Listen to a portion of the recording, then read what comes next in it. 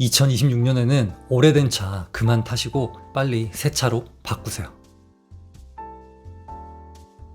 라고 말할 줄 알았지 바꾸긴 뭘 바꿔. 오늘은 이 소비를 줄이는 이야기가 아니라 돈을 어떻게 이해하느냐에 대한 얘기가 되겠습니다. 지금 드리는 말씀은 이미 차를 산 사람들을 비난하려는 것도 아니고 좋은 차를 타는 사람들 평가하려는 게 전혀 아니고요. 나는 검소하다, 나를 따라해라 이 뜻도 전혀 아닙니다. 지금 차를 막 바꾸고 싶어하는 그 분들의 욕망을 조금만 낮춰보자는 그런 제안입니다. 안 바꾸는 것도 충분히 합리적인 선택이 될 수 있다는 가능성을 말씀드리고 싶어서요.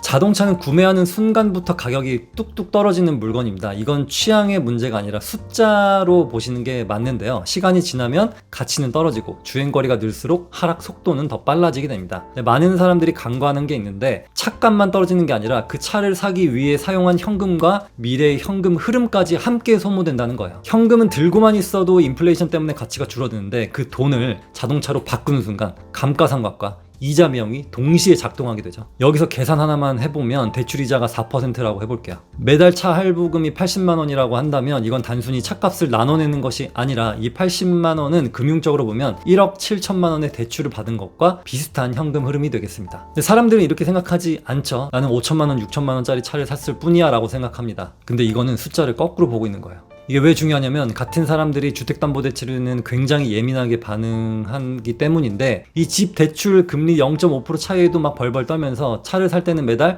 80만 원만 나가도 아무렇지 않게 생각합니다. 다들 그렇게 하니까 할부로 사는 거니까 리스로 하는 거니까. 하지만 이건 논리가 맞지 않죠. 돈의 성격은 용도로 나뉘지가 않습니다. 용도로 바뀌지가 않아요. 이자를 내는 돈은 집에 쓰는 돈, 차에 쓰는 돈은 차에 쓰는 돈. 이거는 다른 돈이 아니라 같은 돈입니다. 오히려 집은 시간이 지나도 남아있을 가능성이 훨씬 크지만 차는 시간이 지날수록 뚝뚝 떨어지게 됩니다. 많은 사람들이 자본주의를 반대로 이해하고 있는데요. 가장 보수적으로 접근해야 할 소비에는 관대하고 가장 길게 가져가야 할 자산에는 되게 과도하게 겁을 냅니다. 집 대출은 위험하다고 생각하면서 사실상 더 큰 대출 효과를 가진 차 할부에는 아무 생각이 없어요. 이건 소비의 문제가 아니라 돈을 해석하는 방식의 문제가 되겠죠. 그래서 이 차를 바꾸지 마라 이게 아니라 같은 기준으로 계산을 해보시라 라는 얘기인데, 집을 살 때 그러듯이 차를 살 때도 숫자 그대로를 놓고 보면 생각이 달라질 수밖에 없습니다. 그럼 돈 모아서 어디다 써요? 이런 말 들으시는 분들도 있을 겁니다. 왜냐? 돈은 결국 쓰기 위해 모으기 때문이에요. 다만 그 돈을 자동차에 써야 될 이유는 없습니다. 돈은 욕망이 있는 곳으로 가긴 합니다만 차에 욕망이 있으면 가고 다른 목표가 있으면 그쪽으로 갑니다. 저는 현재 2011년식 주행거리 16만 킬로가 넘은 차를 타고 있는데 벌써 14년 가까이 되었죠.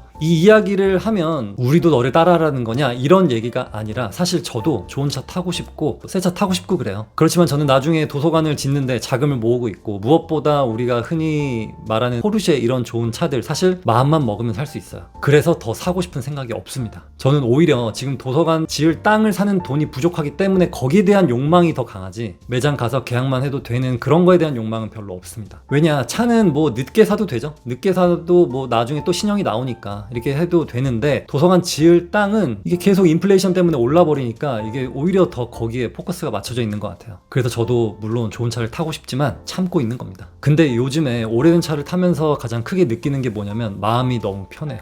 누가 문콕을 하든 휠이 긁히든 제 아내가 어디 가서 막 시원하게 긁고 오든 별로 신경이 쓰이지가 않습니다. 많은 사람들이 차를 바꾸면서 동시에 스트레스와 함께 살거든요. 또 오래된 차가 위험하지 않냐라는 질문도 많이 받는데 정기적으로 정비만 하면 큰 문제는 없습니다. 저는 이 차를 14년 동안 타면서 고장 때문에 카센터를 간 적이 딱 2번 있어요. 요즘 차들보다 전자장비가 많지 않은 게 장점이라고 하더라고요. 고가의 차들은 센서 하나, 모듈 하나만 문제가 생겨도 고장 요인이 확 올라가게 되죠. 반면에 단순한 차는 관리만 하면은 이게 문제가 잘 없습니다. 물론 불편한 점들도 있어요. 통풍 시트도 없고 트렁크도 손으로 닫아야 되고, 하지만 저는 전동 트렁크를 써본 경험이 없기 때문에 불편함 자체를 모릅니다. 그래서 저는 어떤 식으로 이 새 차에 대한 욕망을 푸냐면, 이 차 리뷰어들 있잖아요. 이 유튜브 채널을 보는 것만으로도 새 차를 타는 느낌이 들더라고요. 옵션도 보고 주행감이 어떤지도 듣고 디자인 설명하는 것도 들어보고 이미 머릿속에서 다 타본 것 같은 그런 느낌이 들고, 가끔 스타필드 같은 데를 가면은 차 매장들이 있잖아요. 하남 스타필드 가면은 거기 제네시스 로렉스도 있고 BMW도 있고 벤츠도 있고 볼보도 있고 막 그런데 거기 가서 한번 앉아보기도 하고 신기한 것들 한번 이렇게 뭐 구경도 해보고 이것만 해도 궁금증이 풀립니다. 굳이 계약서를 쓰지 않아도 만족감을 얻을 수가 있어요. 당연히 너무 낡아서 안전에 문제가 있는 차는 바꿔야 되지만 이건 절약의 문제가 아니라 어떻게 보면 돈의 문제인 거죠. 차가 멀쩡히 잘 다니고 그리고 정비만 잘 하고 충분히 잘 탈 수 있다면 한 번쯤은 생각해 볼 필요가 있겠습니다. 그래서 정말 지금 바꿔야 되는지 아니면은 욕망이 숫자를 가리고 있는지 차를 바꾸는 순간 이거는 차만 바뀌는 게 아니라 보험료, 세금, 뭐 어떤 정비 그리고 이 차에 쏟는 신경 이 양까지도 같이 다 쭉쭉 올라가게 됩니다. 새 차를 사면 처음에만 좋고요.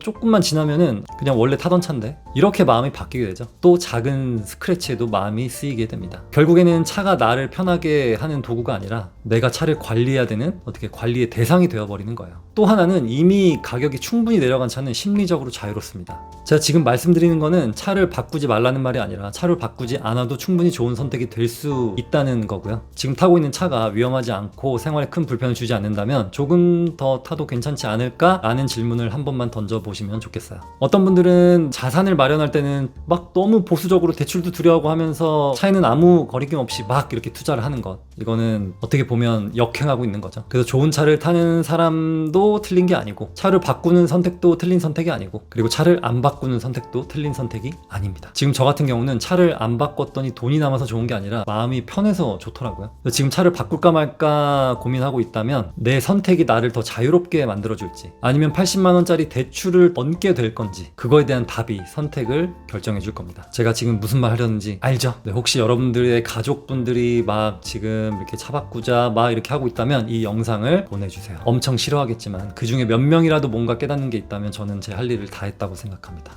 오늘은 여기까지. 안녕.